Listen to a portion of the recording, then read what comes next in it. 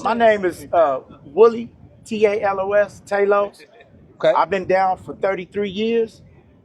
I got currently the LWAP. Only hit a man one time. He fell down and died. This right here, this is a younger dude.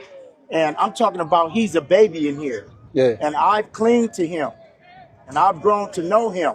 This is his time. This is his reign, you know? And whatever you with, whatever to get me out, I'm with it. Respect. But whatever it is that I have to offer you to get you out, you got it. That's fire. So that's where I'm at. I heard So you. my name is Jesse Spicer, and I've been down Spell your 6 name for me? years. Jesse Spicer, JESSE SPICER. I've been down 6 years. There's some change now. I got 32 to life, and just like OG was saying, I wanted to get up here and just talk about beliefs and stuff like that, cause I'm young. I'm probably the youngest person on this yard. You would never think you're doing something wrong until you sit back and really think about it. You know, it ain't necessarily that somebody was teaching you something or people told you to do something. It could have just been a community thought it was just right. You get what I'm saying? So, you could be pressing on what you thinking is right. But when you sit down and think about it and you got time and you sitting in that cell with nobody to call and ain't nobody answering the phone but mom's, granny and them, you going, damn, the things that I did yesterday, did it make me a better person today? Yeah. So, it's just all about your beliefs and, what you picking up and what you leaving, because you can learn game from everywhere. You're supposed to soak up the game from everywhere. So, like I learned from OG, a lot of older people on the yard, it's a lot of good things you could take from them. It's a lot of bad things you could take from them too. But you got to know what to weed out and what to keep at the same time. I wanted to introduce another person right here to the camera. This was one of my cellies right here. Real impactful older dude, to me. He ain't that older than me. Yo, relax. About 10, but this was one of my cellies, man. Yeah. And he's a very powerful dude in the community. Transform. How old are you? I'm Jesse? 24 now. Okay. I've been down since I was 18. And I'm 59, and I've been down since I'm 24. 36, down since 17. So he was my celly for about 2 years. He came in about, what you was like, 19 or 20 at the time? I was like 22. 22, he came to cell. First thing I did was got him in the program, school. I'm in college, so I tried to influence him to get into school, college, self-help groups, to the point that where he's been in so many self-help groups, he started actually facilitating and being a positive example to the individuals that's his age group. Yeah. 'Cause when I first came in, we didn't have none of that. There was only about maybe 2 classes, NA and AA. So there was no groups. The CRM, Erica Lake, has done a wonderful job. This is the first place I've ever been where there's been so many groups to work and help us transform into the people that we need to be. So I took that example. I got an example from older individuals such as this gentleman right here. And it helped me transition into the person I became today. And I just trickled it down to the young man. And we're just trying to keep that cycle going. Got you. Jesse, to be a young cat, right? And coming in here, you got your own beliefs about what prison is supposed to be. Yeah. Right? 6 years later, how different is it than your expectations?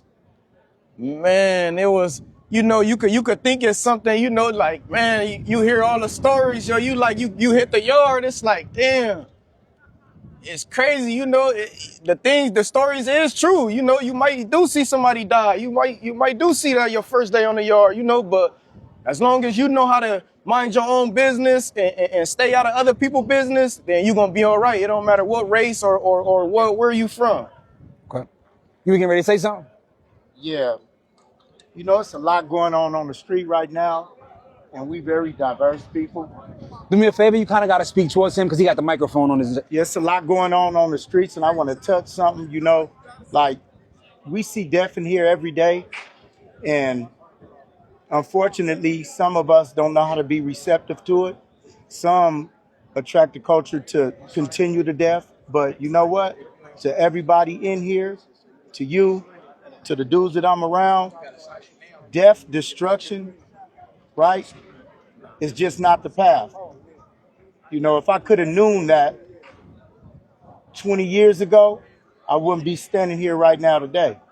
But I stand here and it's meaning something. But my decisions I make is based on the culture that I'm around now. I can't worry about where I come from. I got to go where I need to go and where I need to be. Where I need to be is on the street with my family, love, loyalty, and respect, right?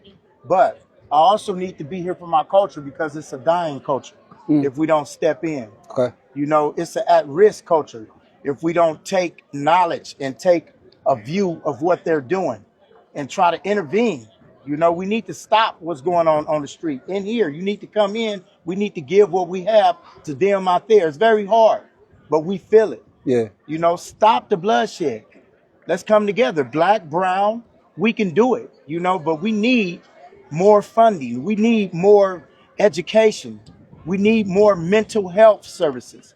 The things going on in here right now are mental health problems, Gotcha. coping Right, skills, as well as drug problems as well. drugs, Yeah. Absolutely. addiction. Absolutely. Just like it You destroys our communities on the streets, it also destroys our communities in here. Right. So Okay. any type of influence that can help in those aspects can help us thrive in, Right. in the Deal with our traumas. How important is mentorship in our community?